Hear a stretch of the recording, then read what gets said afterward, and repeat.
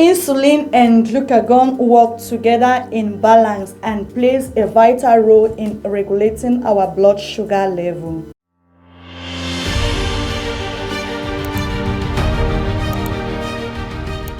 Hello, you're welcome back. For those of you who are new here, my name is Murabe Bekono. I am a registered nurse and a diabetes educator. On this channel, I talk about diabetes, how to prevent diabetes, how to manage your blood sugar level, and also how to prevent short and long-term complications of diabetes.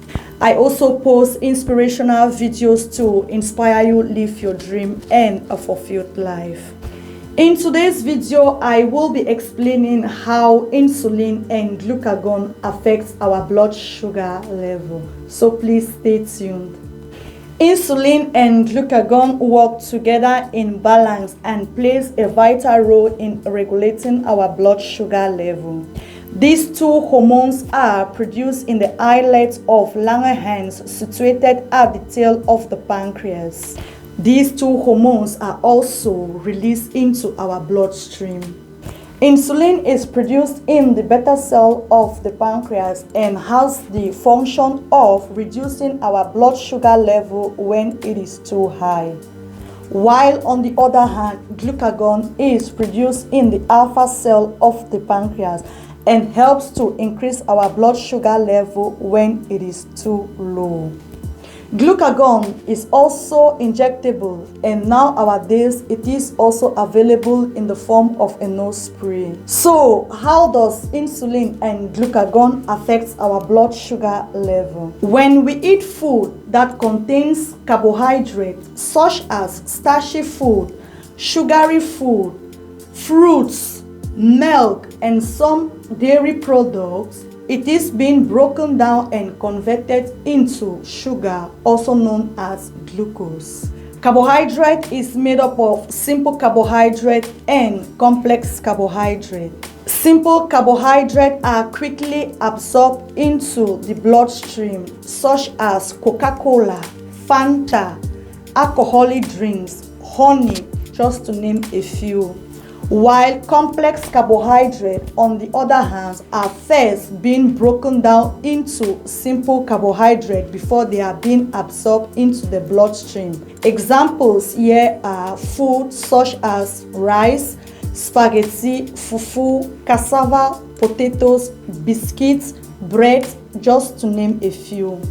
Depending on the type of carbohydrate, they are both broken down and converted into glucose and absorbed into our bloodstream, causing our blood sugar level to increase.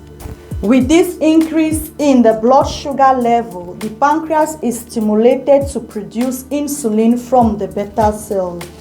Insulin helps to open the cell wall so that glucose can enter our body cells. Therefore, it can be seen as a key that opens the cells for insulin to go in and provide the body with energy. Most often, the supply of glucose from our food is more than what the cells need for energy. So, the unused glucose is stored in a storage place known as the liver. The liver is therefore the storage place of the body.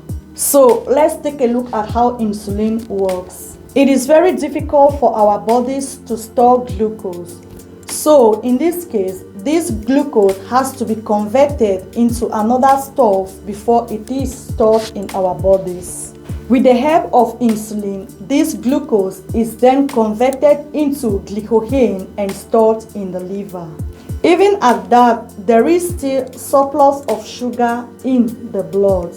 So, insulin again will convert this surplus sugar into a substance known as glycerol and store it into our fat cells. And as a result of this, our blood sugar level will reduce.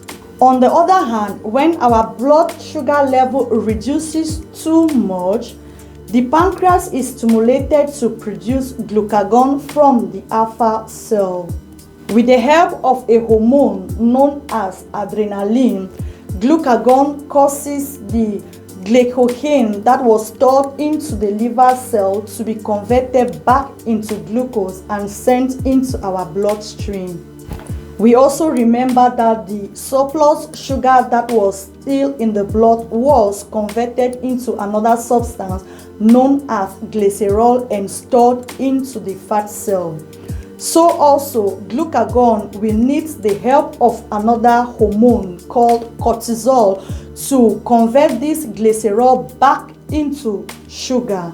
What is important to note from this video is that insulin converts glucose into glycerol and stores it into the fat cells, and also converts glucose into glycogen and stores it in the liver cell, causing our blood sugar level to reduce. While glucagon, with the help of adrenaline, converts glycogen into glucose, and also with the help of cortisol converts glycerol into glucose and sends it back into the bloodstream, causing our blood sugar level to increase. This is an automatic process. The body regulates it itself depending on how low or how high our blood sugar is. Then the pancreas will be forced either to produce insulin or glucagon in order to put the blood sugar level in balance. If you liked today's video and have learned something, please give it a thumbs up. Also subscribe to my channel. Click on the notification bell so that you will never miss a video from me. And as always, thanks for watching. Have a blessed day. Live your dream. I see you on my next video. Ciao.